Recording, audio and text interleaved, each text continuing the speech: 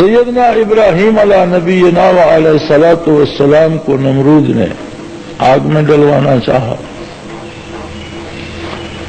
ابلیس نے اسے مشورہ دیا کہ بہت بڑا الاؤ بنوایا جائے. میلوں تک لکڑ جمع کی گئی، اس میں آگ لگا دی گئی. اب اس کے قریب کوئی نہیں جا سکتا تھا. پھر ایک بہت بڑے بڑے مینار بنائے گئے، ان میں پینگ کی جھولے کی طرح سے رسے باندھے گئے. اس میں ایک پنگھورا اس طرح سے باندھا گیا کہ جب اسے جھولا دیا جائے تو وہ کھل جائے اور آگ کے درمیان جا گرے. سیدنا ابراہیم خلیل اللہ کو ہاتھ پاؤں باندھ کر اس میں ڈال دیا گیا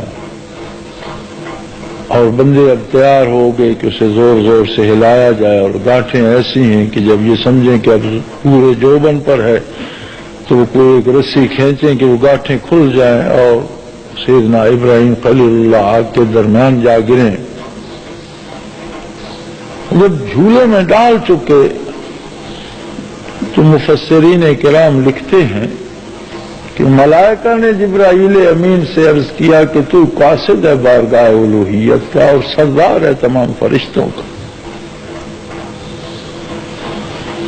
یہ حال خلیل اللہ کا ہم سے دیکھا نہیں جاتا، برداشت نہیں ہو سکتا. بار الوہیت سے اجازت لے دے، ہم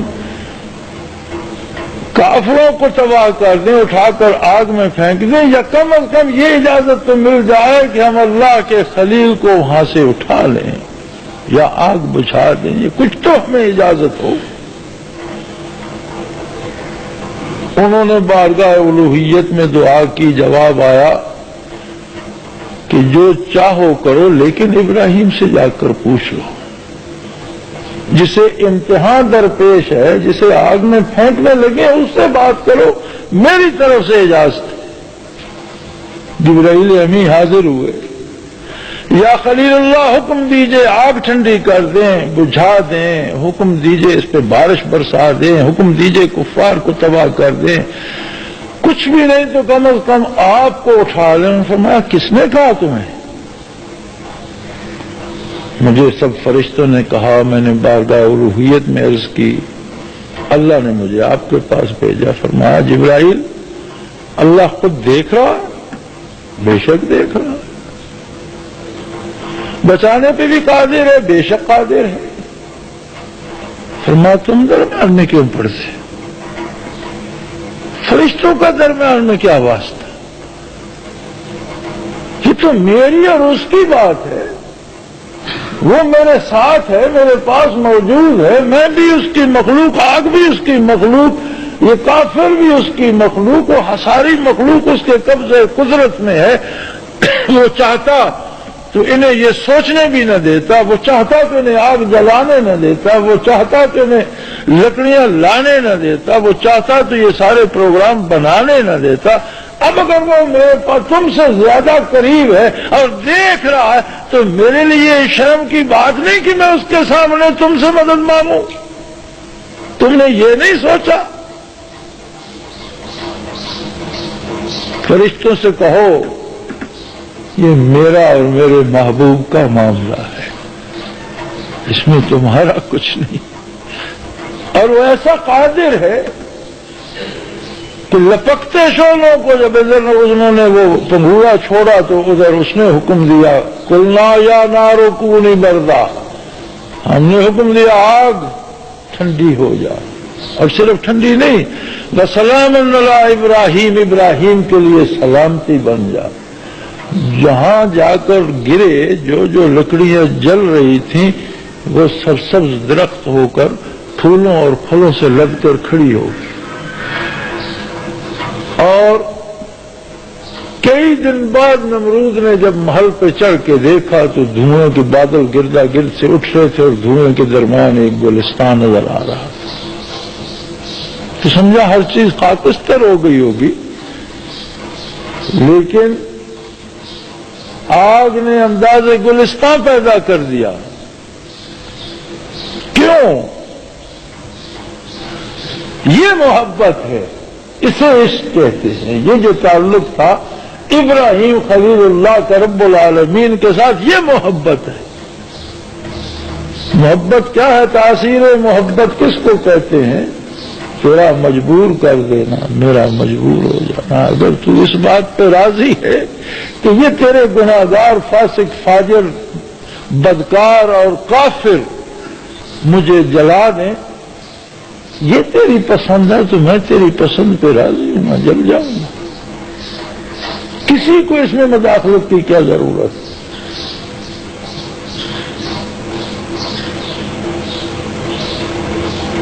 سیدنا ابراہیم علیہ السلام کو حکم ہوا، بڑھاپے میں اللہ نے اسماعیل علیہ السلام جیسا فرزند عطا فرمایا جن کی پیشانی پہ نور نبوت درخشاں تھا، حضرت ہاجرہ جیسی اہلیہ، محبت کرنے والی۔ محبتوں کے بھی کتنے انداز ہیں۔ محبت تو اپنی ذات سے بھی ہوتی ہے، اپنی ضروریات سے بھی ہوتی ہے، اپنے اہل و عیال سے بھی ہوتی ہے، اولاد سے بھی ہوتی ہے، ماں باپ سے بھی ہوتی ہے، رشتہ داروں سے بھی ہوتی ہے، لیکن نبی کی محبت نرالی ہے کہ یہ ساری محبتیں قربان کر دینی پڑے تو بندہ قربان کر دے، نبی کی محبت نہ چھوڑے۔ یہی اللہ کی محبت ہے۔ دوسری محبتوں سے اس نے روکا نہیں ہے۔ انسانی زندگی اس کے بغیر گزر نہیں سکتی، لیکن والذین آمنوا اشد حبا للہ، ایمان کا خاصہ یہ ہے کہ اللہ کی محبت شدید ہوتی ہے، باقی محبتیں اگر اس کے درمیان آئے تو وہ چھوڑ دی جاتی ہیں، اللہ کی محبت چھوڑی نہیں جاتی۔ اللہ کے نبی تھے، انہوں نے وحی سے اپنی اہلیہ کو آگاہ نہیں کیا، ننھے سے بچے کو اٹھایا، اہلیہ کو ہم رکاب لیا اور چل پڑے۔ مفسرین کرام لکھتے ہیں کہ جہاں پڑاؤ ہوتا جبرائیل امین سے پوچھتے بڑے ویرانے میں آ گئے ہیں، کیا یہیں رہنے کو؟ نہیں، ابھی تو بہت آگے جانا۔ چلتے چلتے یہاں پہنچے جہاں بیت اللہ شریف ہے، طوفان نوح میں اٹھا لیا گیا تھا۔ چھوٹی سی پہاڑی تھی، گول سی ٹیکری تھی، ارد گرد وادیاں تھیں۔ اب بھی وہ وادیاں وہاں موجود ہیں۔ تو ٹیکری بیت اللہ کے گرد وہ جگہ بھر گئی ہے اور برابر ہو گئی ہے۔ فرمایا یہاں قیام کرنا۔ کیسے قیام کرنا؟ فرمایا اللہ کا حکم ہے بچے کو، اہلیہ کو یہاں چھوڑ دیں اور آپ چلے جائیں۔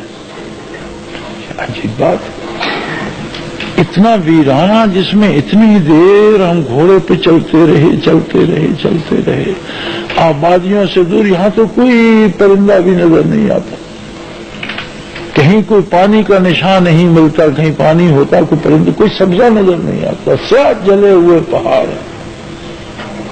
سورج نکلتا ہے تو سارے تانبے کی طرح تپ جاتے ہیں۔ اب محبت ایک عجیب جذبہ ہے، وہی اللہ کی محبت غالب آئی۔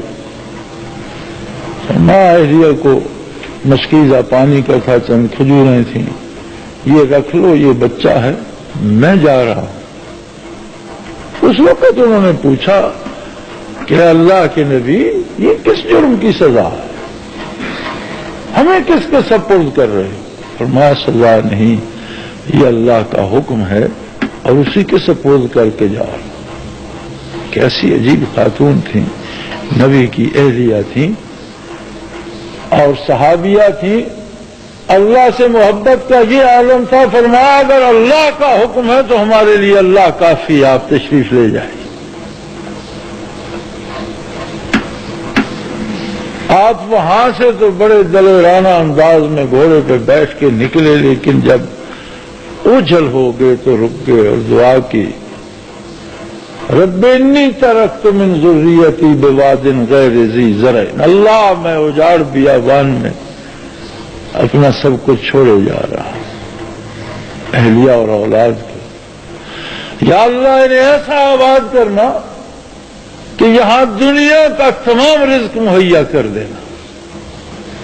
اس دن سے لے کر آج تک مکہ مکرمہ میں کسی موسم کی کوئی قید نہیں، ہر موسم کا پھل سارا سال ملتا ہے اور دنیا بھر کی غذا سارا سال ملتی ہے اور لاکھوں لوگ جمع ہوتے ہیں، کبھی کمی نہیں ہے۔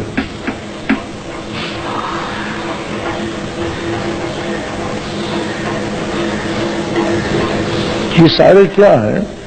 یہ سارے الفت کے رنگ ہیں، یہ سارے محبت کے انداز ہیں۔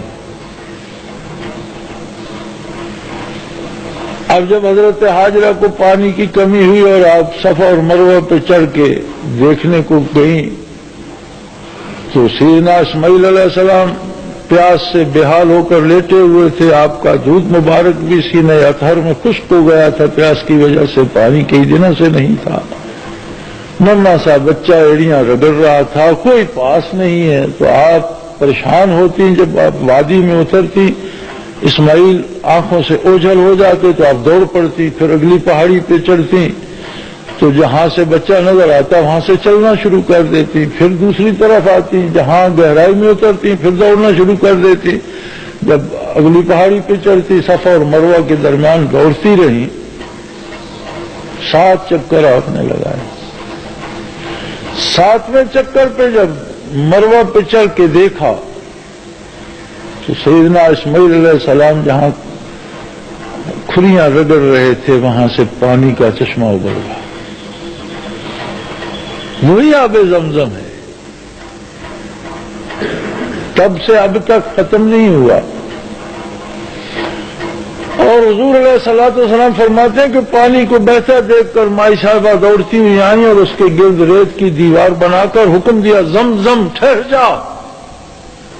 تب سے اس کا نام زمزم ہے، اگر آپ اسے روکتی نہیں تو حضور فرماتے ہیں ساری دنیا پہ بہتا چلا جاتا۔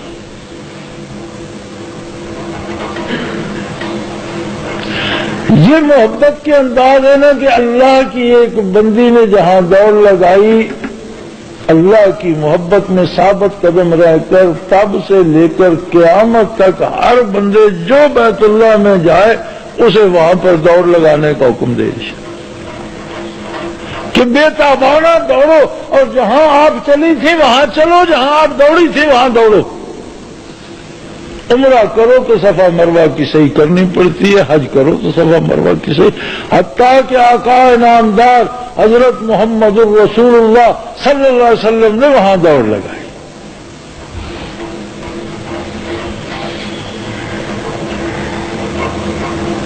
اب بندہ کہے کہ مجھے اللہ کے رسول سے محبت بھی ہے لیکن جیوں گا اپنی مرضی سے، تو یہ 2 باتیں سچ نہیں ہیں۔ محبت تو وہ ہے جو بندے کو دیوانہ کر دیتی ہے، اسے پاگل بنا دیتی ہے۔ لوگ کہتے ہیں یہ ایسا کیوں کر رہا ہے؟ بھلا عقل سے پوچھو، عقل یہ مانے گی کہ بچے کو جا کر ویرانے میں چھوڑو؟ عقل یہ مانے گی کہ بغیر کسی سہارے کے چھوڑ کے چلے جاؤ؟ عقل یہ مانے گی کہ رہنے پہ تیار ہو جاؤ؟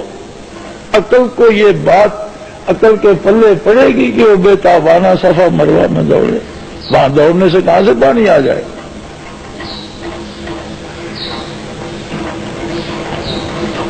عقل کب یہ مانے گی کہ سارے فرشتے حاضر ہیں کہ جناب ہم آگ بجھا دیتے ہیں، کافروں کو تباہ کر دیتے ہیں، نہیں تو آپ کو اٹھا کے لے جاتے ہیں؟ میں تم کون ہوتے ہو میرے اور میرے محبوب کے درمیان آنے والے؟ تمہارا کیا تعلق؟ تم اپنا کام کرو۔